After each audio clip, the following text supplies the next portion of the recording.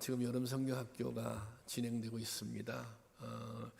영아부하고 유치부가 성경학교를 했는데요. 이 성경학교를 지켜보면서 제 안에 두 가지의 마음이 있습니다. 한 가지 생각은 너무 흐뭇하고 뿌듯합니다. 왜냐하면 이제 선생님들이 오래전부터 준비를 아주 열심히 했어요. 그리고 또 이 청년 교사들이 있는데 이 친구들이 이제 아르바이트도 이제 한 달 아르바이트를 시작했는데 요 여름 행사에 보조 교사로 참여하기 위해서 한 달 정도는 아르바이트를 안 하기로 했다 그래요. 그리고 또 휴가를 내서 수련회도 참석하고 그래서 야, 이 참 청년들이 너무 열심히 하는구나. 또 선생님들이 교사들이 너무 열심히 한다. 또 사역자들도 정말 열심히 한다.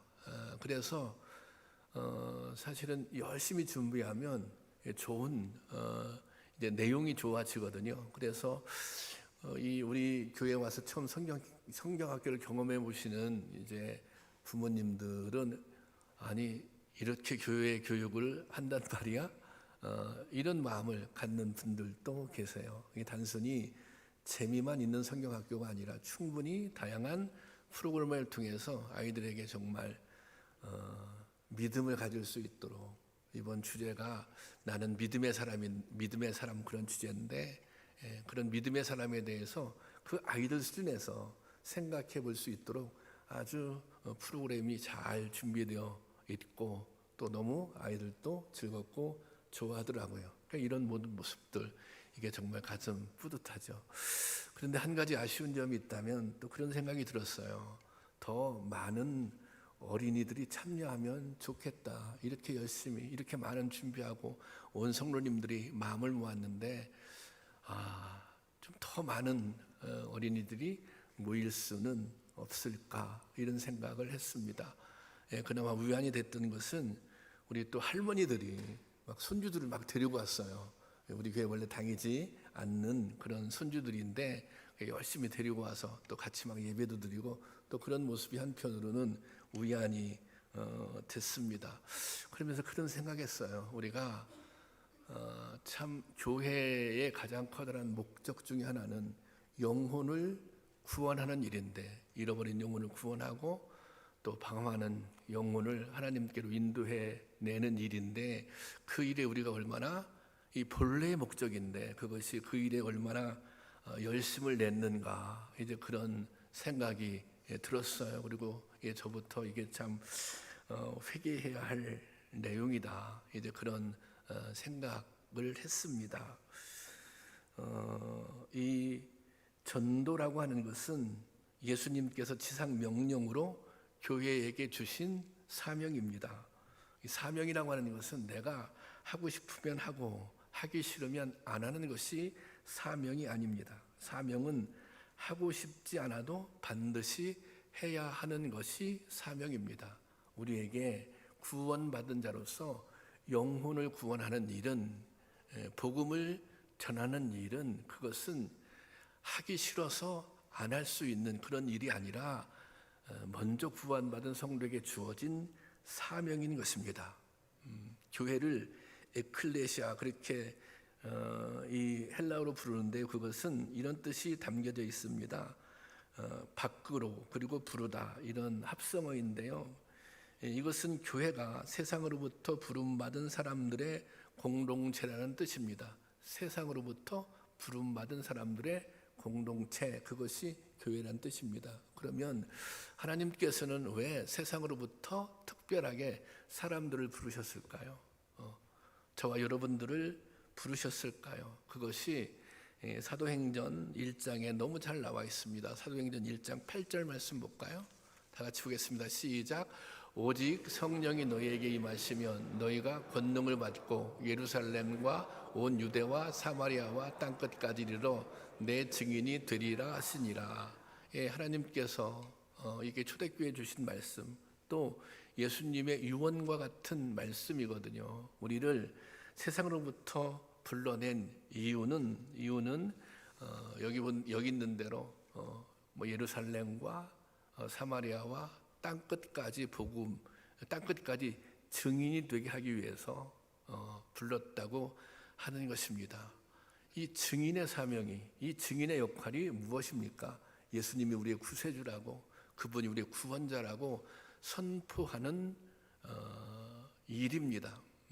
사실 저와 여러분들이 예수님을 믿고 또 구원을 받게 된 것은 어떤 사람들 때문입니까? 이 증인의 삶을 살았던 사람들이 있었기 때문에 오늘 우리도 구원을 받게 된 것입니다. 그래서 우리가 마땅히 증인의 삶을 오늘 사는 것이 이제 마땅한 것입니다. 이 그 증인의 삶, 다른 말로 또 전도, 또 선교란 표현으로도 하는데요. 여기에 대한 해답을 아주 정확하게 바울이 잘 주고 있습니다. 이 바울은 전도가 구원받은 사람의 사명임을 누구보다 분명히 알고 깨달았던 사람입니다. 그래서 이 바울이 이런 고백을 해요. 16절, 오늘 본문 16절 보면 제가 그냥 볼게요. 내가 복음을 전할지라도 자랑할 것이 없음은, 사실 바울은 목숨을 걸고 복음을 전한 사람이고 복음을 전하다가 순교한 사람입니다. 그렇게 복음을 전했지만, 정말 죽으라고 목숨을 걸고 복음을 전했지만 그것이 자랑할 일은 전혀 없다는 거예요. 그러면서 이 표현을 해요. 내가 부득불할 일임이라. 이것은 부득불, 여기서 부득불이라고 하는 것은 반드시 해야 할 일이기 때문에 하는 일이다, 그렇게 고백하고 있는 것입니다. 이것은 반드시 내가 해야 할 일이야. 내가 싫다고 할 수 없는 그런 일이 아니라 반드시 내가 해야 할 일이고, 더 이게 이런 부담감이죠. 만일 복음을 전하지 아니하면 내게 화가 있을 것이다. 그런 부담감, 그런 사명감을 가지고 복음을 전했던 것입니다. 여러분, 우리가 왜 복음을 전해야 됩니까? 우리가 왜 증인의 삶을 살아야 됩니까? 그것은 먼저 구원을 받았기 때문입니다. 우리가 구원의 확신이 있다면, 그리고 우리에게 구원의 감격이 있다면 반드시 전도해야 합니다. 그리고 사실은 누가 전도해라 이렇게 강요하지 않아도 전도하게 되어 있습니다. 바울 사도가 지상 사명으로 전도를 여기게 된 것은 그가 경험했던 은혜 때문입니다. 그는 도저히 용서받을 수 없는 죄악된 과거가 있습니다. 죽을 수밖에 없는 그를 예수님께서 부르시고 구원해 주셨습니다. 이 구원의 감격이 바울에게 있었던 것입니다. 그는 복음을 얘기할 때 바울은 나의 복음, 그렇게 얘기합니다. 나의 복음이라고 하는 것은, 나라고 하는 것은 이게 1인칭이잖아요. 2인칭은 너는 2인칭, 그는 3인칭입니다. 이게 복음은 나의 복음이라는 거예요. 나를 구원한 복음, 나에게 새 생명을 준 복음, 나를 변화시킨 복음, 이 나의 복음이라고 하는 아주 확신이, 그런 신앙 고백이 있었습니다. 여러분, 복음은, 여러분이 생각할 때 복음은 여러분 나의 복음이어야 하는 거예요. 안재영 목사를 구원해 준 복음, 옆에 계신 장로님을 변화시킨 복음, 그런 복음이 아니라 나를 구원해 준 복음, 나를 변화시켜 준 복음, 나에게 새 생명을 준 복음인 것입니다. 이런 고백을 가지면 자연스럽게 뭐 하게 되는 거예요? 이런 감격이 있으면 전하게 되어 있다는 것입니다. 정말 사도 바울은 다메섹 도상에서 예수님을 만나고 새로운 세상을 경험했어요. 그가 여태까지 진리라고 생각했고, 자기가 여태까지 정말 그것이 하나님을 옳게 믿는다고 생각했는데 그것이 전부 이게 거짓이다, 잘못된 길을 걸었다라고 하는 걸 깨달은 거예요. 예수님을 만나서 정말 새로운 세상을 발견했어요. 바울이 너무 그게 기뻤던 거예요. 너무 감격스러웠던 거예요. 그래서 너무 기쁜 나머지, 너무 감격스러운 나머지, 그리고 이게 정말 중요한 문제구나, 주님을 만나는 것이. 그래서 다른 사람에게 전할 수밖에 없었던 것입니다. 여러분들은 구원의 확신을 가지고 계십니까? 여러분들에게 구원의 감격이 있습니까? 만약 여러분들이 내가 오래 신앙생활 했어도 나에게는 구원의 감격이 없는 것 같아요.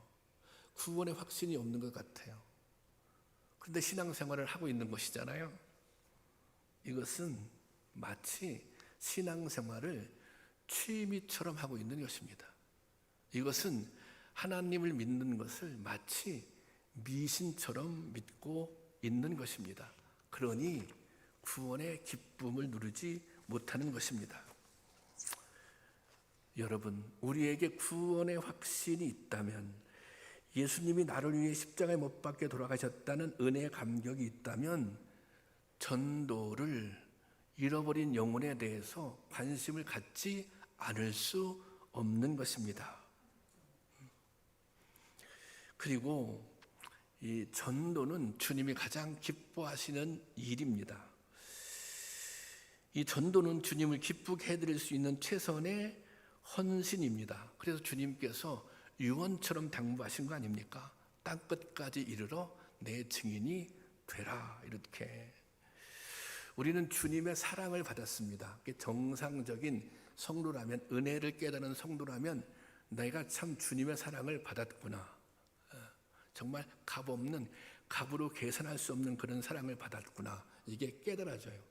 그러면 사랑을 깨달아지면, 내가 주님께로부터 받은 사랑을 깨달아지면 나타나는 현상이 있어요. 그 현상이 뭐예요? 나도 주님을 사랑하게 돼요. 나도 주님을 위해서 헌신하게 돼요. 내가 주님이 원하시는 일을 하게 돼요. 내가 주님의 마음에 하야르게 되는 거예요. 그것이 어떻게 보면 믿음의 길인 것입니다. 이 주님이 가장 좋아하시는 일이 정말 영혼을 구원하는 일이에요. 잃어버린 영혼을 돌아올 때 주님께서 가장 기뻐하신다, 그런 찬양도 있지 않습니까? 우리 교회에서 제가 이 설교를 하면서 성도님들한테 얘기할 때 가장 많이 사용되는 단어 중에 하나가 건강한 교회입니다. 건강한 신앙입니다. 건강한 교회는 성도들이 건강한 신앙을 가지고 모일 때 그 교회가 건강한 교회가 되는 것입니다. 그러면 건강한 교회라고 하는 것은 무엇입니까? 말씀드렸잖아요. 예수님이 머리 되고 하나님이 주인 되시는 교회가 건강한 교회입니다. 그러면 주님이 머리 되신다, 하나님이 주인 되신다, 그러면 그 예수님의 뜻을 따라 움직여야죠. 예수님이 가장 좋아하는 것을 우리 신앙의 첫 번째 우선순위로 둬야 되는 것이죠. 그것이 뭐라고 생각하세요? 하나님께서 가장 기뻐하시는 것, 주님이 가장 기뻐하시는 것, 그것은 영혼을 구원하는 일입니다. 그러니까 영혼 구원에 가장 앞장서는 교회, 그 교회가 사실은 건강한 교회인 것입니다. 우리가 그런 교회들을 경험했어요. 이게 이 목사가 주인 노릇하고 또 몇몇 이렇게 목소리 큰 성도님들이, 장로님들이 교회 주인 노릇해서 거기서 상처받은 여러분들이 계시지 않습니까? 그러면서 우리가 그래, 교회가 건강한 교회가 돼야지, 예수님이 주인 되는 교회가 그런 교회가 돼야지, 그런 생각을 가지고 있어요. 그런데 그게 단순히 문제의식으로만 가지고 있어서는 안 된다는 것입니다. 정말 우리가 예수님이 주인 되는 교회를 꿈꾼다면 예수님의 뜻에 따라 우리가 움직여야죠. 그것이 건강한 교회의 모습이고 건강한 신앙인의 모습인 것입니다. 그런데 건강한 교회를 꿈꾸는 우리 교회가 예수님이 가장 원하시는 일에는 열심을 내지 않습니다. 우리 교회는 열심히 전도하는 교회가 아닙니다. 솔직히 그렇지 않습니까? 제가 이렇게 봤더니 우리가 이곳에 와서 이제 건축을 했어요. 그리고 이제 성도님들이 여러분들이 등록을 했어요. 등록을 했는데 지금 한 이게 비율로 따지면 이곳에 와서 건축을 하고 새로 등록한 분들이 한 이제는 70%가 넘어선 것 같아요. 그러니까 한 70% 정도는 그 이상이 새로 이 교회에 와서 등록한 분이죠. 그런데 이 등록한 분이 거의 전부 이분들이 스스로 오신 분들입니다. 여러분들 다 스스로 오시지 않았습니까? 여러분들이 창기쁨 교회가 좋은 소식이, 창기쁨 교회가 좋은 교회더라, 뭐 그런 소문 듣고 온 거 아니거든요. 얘기 들어보면 누구 뭐 또 전도받고 오는 게 아니에요. 어찌어찌 하다가, 이게 어찌어찌 하다가는 잘못된 표현이에요. 하나님이 섭리 가운데, 뭔가 하나님의 계획 가운데 여러분들이 이 교회에 등록하게 되는 거예요. 저는 이거 참 기적 같은 일이라고 생각합니다. 이게 쉬운 일이 아니에요. 그분들 얘기를 가만히 들어보면 우리 교회 등록해서 다닌다고 하는 것이 이게 쉬운 일이 아니에요. 왜냐하면 우리 교회 딱 처음 와서 예배드리고 은혜 받고 등록한 것도 아니고 뭐 여러 가지 우여곡절이 있어요. 그러니까 그런 우여곡절을 겪으면서 이게 등록을 하신 거예요. 이게 좀 기적 같은 일이에요. 저는 그렇다고 제가 무슨 개인적으로 목회적 역량이 뛰어나는 목사는 아니지 않습니까? 지금 이 논현동에 우리가 교회를 건축할 때 거의 비슷한 시기에 여러 교회들이 건축을 했습니다. 우리보다 조금 더 큰 교회도 있고 우리 교회와 비슷한 교회도 있고 거기 또 조금 작은 교회도 있고, 그런데 여러 교회들이 건축을 한 다음에 오히려 교회가 무너졌습니다. 100년이 넘는 역사를 자랑하는 한 감리교회가 도저히 그 이자를 감당하지 못해서 교회를 팔았어요. 그래가지고 지금 보니까 장례 예식장이 됐더라고요. 그리고 또 어떤 교회는 또 이게 감당이 안 되는 거예요. 그러니까 교회를 건축하면 어느 정도 이렇게 그 부채를 안게 되잖아요. 그래서 또 이단에 교회를 팔아서 굉장히 시끄러웠어요. 또 어떤 교회들은 도저히 어떻게 할 수가 없어서 교회가 합치기도 했어요. 왜 그랬어요? 그 교회는 교회를 건축했어요. 다 교회를 건축할 때 뭔가 또 그런 부흥의 역사나 그런 기대 뭐 이런 걸 하겠죠. 그런데 성도님들이 채워지지 않은 거예요. 저는 저희 교회가 지금 한 70% 정도가 새가족이 왔다 그렇게 말씀드렸는데 그 교회는 그분들이 안 오는 거죠. 근데 원래 교회를 건축했던 분들은 연세 드시고 돌아가시고 이제 그러면서 그냥 교회가 속절없이 무너지게 된 거예요, 사실은. 그러고 보면 이게 저는 이 참기쁨교회가 우리가 그래도 나름 힘을 가지고 교회가 지금 서 있는데 이게 참 하나님의 은혜다. 이게 어떻게 보면 이 참기쁨교회는 하나님이 목회하시는 교회다. 이제 그런 교회가 그런 생각이 들 때가 있습니다. 그럼에도 불구하고 이게 위안으로 삼아서는 안 된다는 거예요.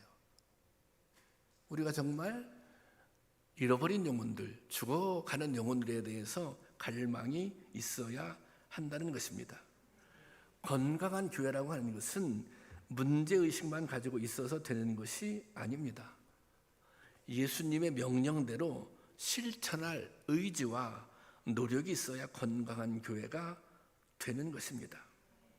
전도라고 하는 것은 실천하기가 쉽지 않은 일이지만 이 일을 감당하지 않으면 건강한 교회가 될 수 없는 것입니다. 그러니 여러분, 우리가 건강한 교회, 예수님이 주인 머리 되는 교회 그렇게 말하는데요. 구체적으로 그 교회는 어떤 교회인가? 저는 첫 번째 덕목을 이제는 영혼 구원에 열심을 내는 교회이다, 그렇게 정의하고 싶습니다. 여러분, 그런 깨달음, 그런 은혜가 있기를 주님의 이름으로 축원합니다. 우리가 전도하지만 참 전도하기가 어려워요. 그렇죠? 전도를 못하는 그런 얘기 있어요. 성도님들이 가장 부담되는 그 설교가 헌금에 관한 설교, 또 그 다음에 전도에 관한 설교라는 거예요. 그것이 부담되는 것이 사실이죠. 근데 따지고 보면 우리가 건강한 교회가 되기 위해서는 이거 헌금은 이게 헌신이잖아요. 물질로 드려지는 헌신인데 이게 사실은 중요한 문제입니다. 또 영혼 구원의 문제도 마찬가지입니다.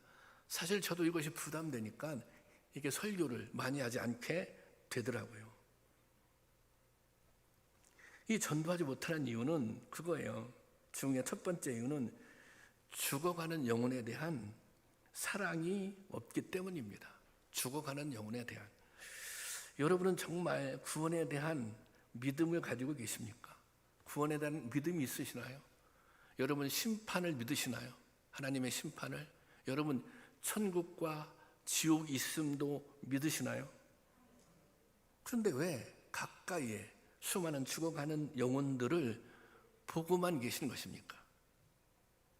사랑하는 남편과 자녀들, 가까이 지내는 친구들은 구원받지 않아도 괜찮습니까? 나만 구원받으면, 나만 천국에 가면 되는 것입니까? 가끔 이제 그 아내들이 남편을 이렇게 부르는 경우가 있더라고. 아이고 저 왼수 이렇게 부를 때가 있어요.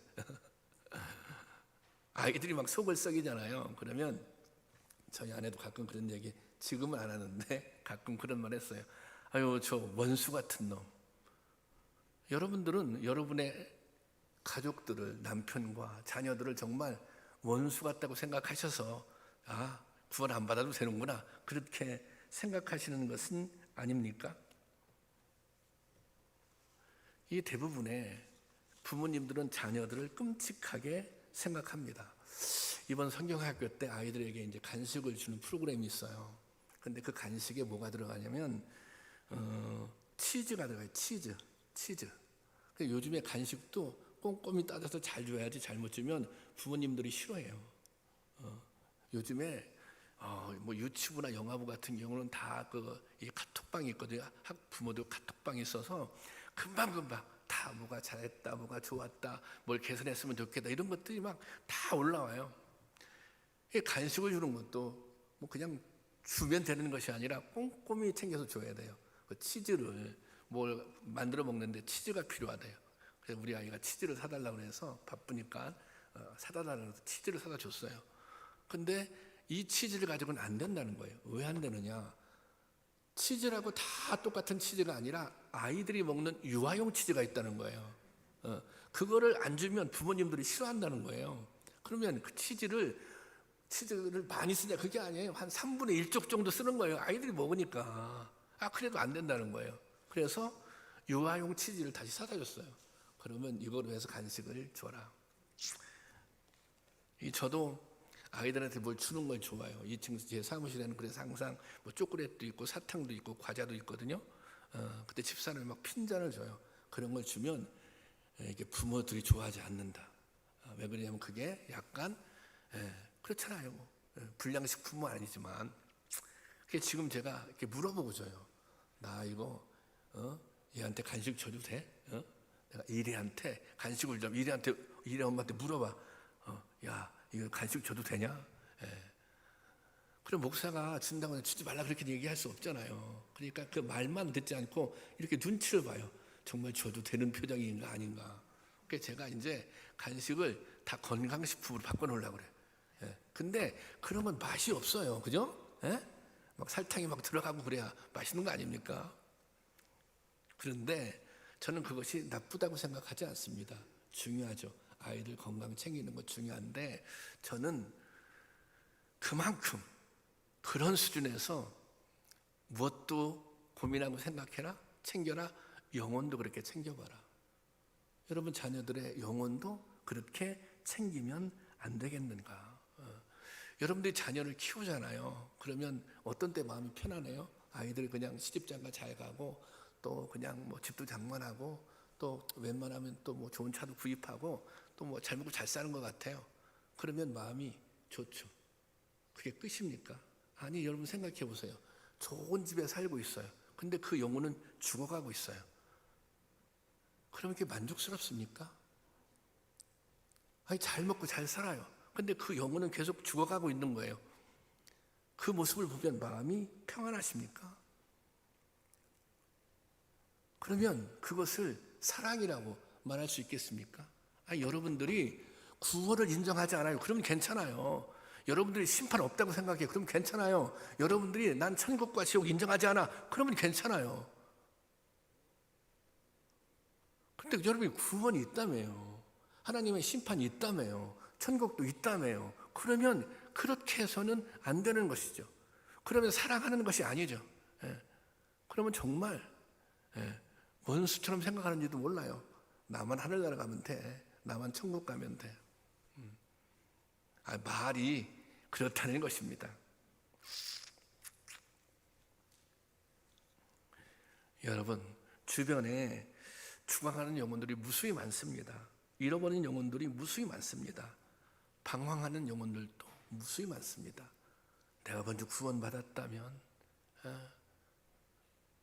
내가 그런 믿음이 있다면 그 영혼들에 대해서 관심을 가져야 됩니다. 그 영혼들을 위해서 기도해야 합니다. 그런 은혜가 있기를 주님의 이름으로 축원합니다. 또 한 가지 전도하기 어려운 이유, 그것은 이 전도는 사실은 불편한 것입니다. 그렇죠? 전도는 불편한 거예요. 저도 제가 고백하자면, 저도 저희 집안이 한번 다 모이잖아요. 제가 지금은 뭐 이제 교회 다니시는 분들 있지만, 이제 저희 집안이 다 모이면 한 40명 가까이 모여. 아버지 형제가 다 모이면 무슨 큰일 있으면, 그러면 전도하기 얼마나 좋은 기회입니까? 또 전 목사지 않습니까? 근데 정말 말이 잘 안 나오더라고요. 너무 힘들어. 이게 참 불편한 거예요. 어떻게 보면 이게 제가 우리가 한번 이렇게 전에 셀별로 이렇게 전도를 나간 적이 있는데, 어떤 분이 그런 말씀을 하시더라고요. 목사님, 저는 사람들에게 아쉬운 얘기 못합니다. 그래서 전도 못 나가겠습니다. 그 말이 틀린 말이 아니라고 생각해요. 전도 불편해요. 사람들에게 때로 아쉬운 얘기해야 하는 것입니다. 그런데 전도를 하려면 어쩔 수 없이 불편함을 감수해야 합니다. 지금 우리가 사도 바울의 일종의 간증을 우리가 보고 있는 것이거든요. 이 사도 바울의 삶은, 전도하던 사도 바울의 삶은 정말 고단했습니다. 바울은 이 과거에 그 누구에게도 아쉬운 말을 할 필요가 없는 인생을 살았습니다. 가문, 학벌, 능력 어느 것 하나 모자람이 없었습니다. 그런데 바울은 전도자가 된 후 모든 사람의 종이 된 것처럼 살았습니다. 이게 얼마나 기가 막힙니까?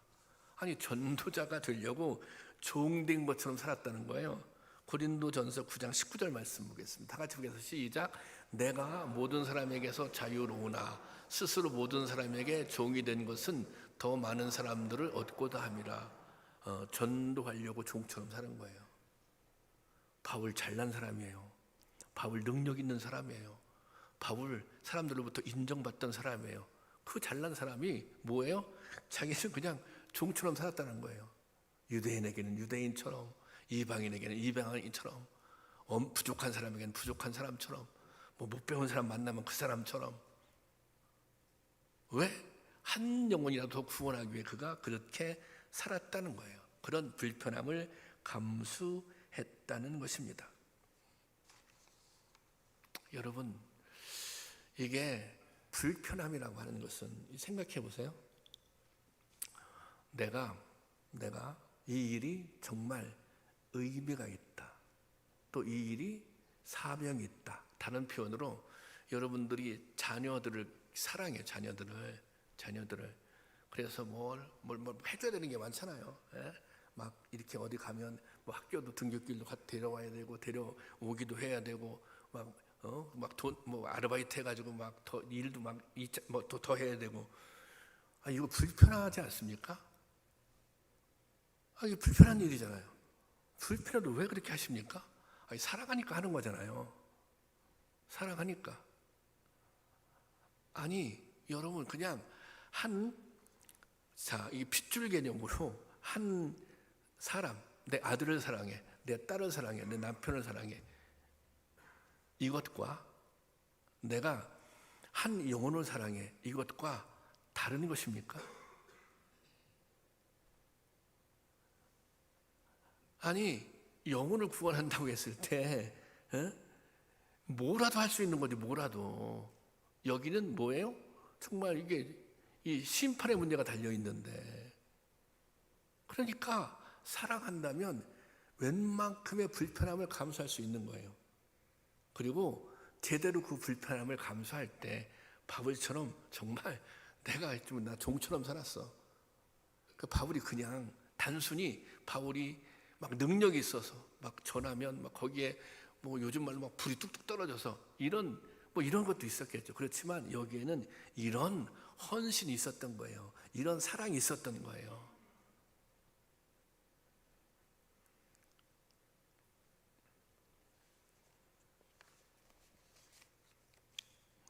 여러분, 전도는 사랑으로 감당하는 헌신입니다.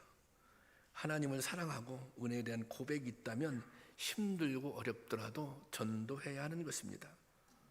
불편해도 이 사명을 감당해야 하는 것입니다. 우리가 전도를 위해 가장 해야 할 첫 번째 중요한 일은 저는 기도라고 생각합니다. 아니, 제가 그렇게 생각하는 것이 아니라 정말 기도입니다. 기도. 여러분 주변에 수많은 죽어가는 영혼들, 잃어버린 영혼들, 방황하는 영혼들이 있습니다. 그들을 위해 진심으로 기도해야 합니다. 이 요즘에 사도행전, 새벽에 사도행전을 묵상하고 있는데, 사도행전은 이게 이 말하자면 교회의 부흥의 역사, 다른 말로 이게 전도의 역사거든요. 우리가 사도행전 그러면 탁 떠오르는 단어가 있어요. 뭐예요? 성령 충만입니다. 그리고 또 뭐 열심히 기도했다 이런 내용도 나오잖아요. 그래서 이게 복음이 증거되는 과정을 보면 거기에 뭐가 있어요? 성령의 인도하심, 성령의 역사, 이 단어가 꼭 나옵니다. 성령의 인도하심으로 사람을 만나게도 하고, 성령의 인도하심으로 말씀을 전하기도 하고, 성령의 인도하심으로 담대함도 얻게 되었던 거예요. 그러니까 우리가 잃어버린 영혼을 위해서 기도할 때 어떤 일들이 벌어져요? 전도할 기회가 주어져요. 그 영혼을 위해서 기도할 때. 그리고 어떻게 말씀을 전할지 뭣도 줘요? 지혜도 줘요. 또 때로 이게 전도라고 하는 것은 상당한 거절 감정을 느낄 수 있거든요. 그래서 뭣도 줘요? 담대함도 주는 거예요. 그래서 사실은 전도의 시작은 기도예요.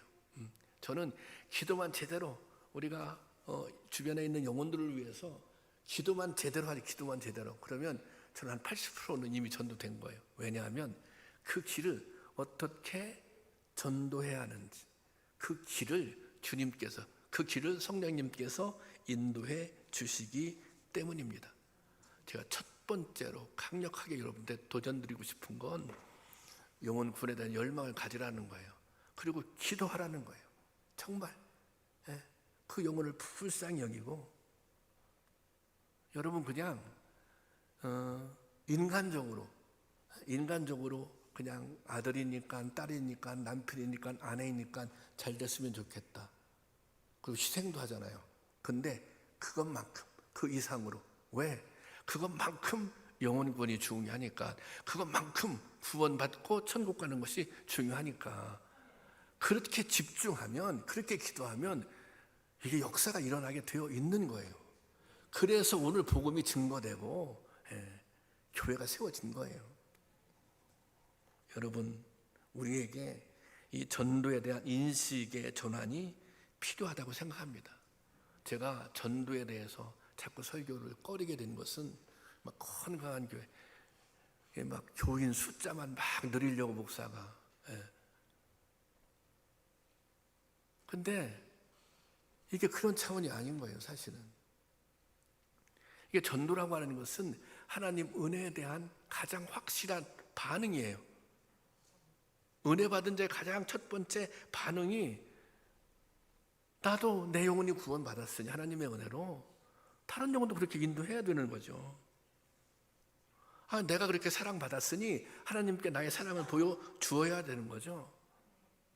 이 전도의 목적이 단지 그냥 조회수 몇 명 늘리는 데 있는 게 아니라, 하나님 사랑에 대해서 내가 어떻게 반응하는가, 내가 주변에 죽어가는 영혼들에 대해서 어떻게 반응하는가, 이것이 중요하다는 것입니다. 그래서 무엇보다 전도를 위해서 기도할 수 있기를 바랍니다. 핑계대지 말고, 변명하지 말고, 유보하지 말고. 아니, 그렇잖아요. 기도하는데 변명할 게 없잖아요. 기도하는데 아니 가서 막 데리고 오라는 게 아니잖아요. 예? 가서 막 지금 가서 막 예수 믿으라고 하는 게 아니잖아요. 아니 기도한다니까. 기도하라니까. 기도하다가 보면 정말 기도하다가 보면 그런 때를 얻게 되는 거예요. 그런 판단이 서게 되는 거예요. 그러니까 이것은 좀 더 있다가 뭐 기회가 되면 이런 말 할 필요가 없는 거예요. 기도하기 시작하면 이미 전도는 시작된 것이다. 그러면 기회도 주고 용기도 주고 지혜도 주시고 그리고 그 사람의 마음도 움직이는 역사도 하나님께서 허락해 주실 줄로 믿습니다. 여러분, 우리 다시 한번 이렇게 생각합시다. 건강한 신앙이 무엇인가? 건강한 신앙은 다른 그 어떤 것보다도 그렇다고 여러분 무슨 문제의식 갖지 말라 그런 거 아니에요. 옳고 그름 같은 거 다 뭐 가리지 마 이런 거 아니에요. 우선순위가 있다는 거예요. 중요한 게 있다는 거예요. 정말 중요한 게 있다는 거예요. 정말 중요한 것은 정말 중요한 신앙의 건강성은 잃어버린 영혼에 대해서 관심을 갖고 그들 주님께 인도해야 한다는 것입니다. 그리고 우리가 그런 마음을 가질 때 그렇게 기도할 때 하나님께서는 우리를 여러분들을 나를 도구로 사용하셔요. 여러분들을 쓰세요. 그래서 정말 그 새로운 그런 역사를 우리가 경험하게 될 것입니다. 제가 이 설교를 준비하면서 뭐 이런 생각이 들었어요. 야, 우리 교회는 참 대단한 교회다. 정말 하나님이 역사하시는 교회다.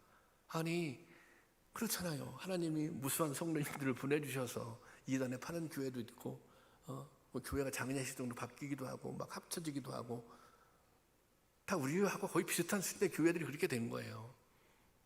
근데 우리 교회는 이렇게 든든하게 세워지지 않았습니까? 하나님이 그렇게 세워주신 거죠. 그렇게 믿습니다. 그렇다면 우리가 뭐 가만히 있는 건 아니지. 교회에서 눈물로 기도하시는 많은 분들이 있죠. 그렇다면 우리가 그래 이제는 그 영혼을 구원하는 의미에서 우리가 건강한 교회로 여태까지는 방향을 중요하게 생각했죠. 우리가 어떤 방향으로 사역을 할 것인가. 방향을 중요하게 생각했다. 그런 방향에 막 관심을 가졌어요. 어떤 막 문제의식에 막 관심을 가졌어요. 그렇다면 이제는 한번 그 방향을 그거를 내려놓자가 아니라 이제 영혼 구원에 관해서 우리가 정말 관심을 가져야 된다. 그리고 그것을 소홀히 했던 것에 대해서 회개해야 된다. 그러면 아니 이제까지도 하나님이 이 수준에서 역사해 주셨는데 저는 여러분들이 딱 마음을 먹잖아요. 마음 먹고 기도하기 시작하잖아요. 그러면 정말 저는 놀라운 역사가 일어날 것이라고 믿습니다. 그래서 제가 이 설교를 준비하면서 가슴이 뛰었습니다. 여러분도 저와 같이 가슴이 좀 뛰었으면 좋겠습니다. 이렇게 생각하시면 돼요. 내가 기도하기 시작하면 역사는 일어난다.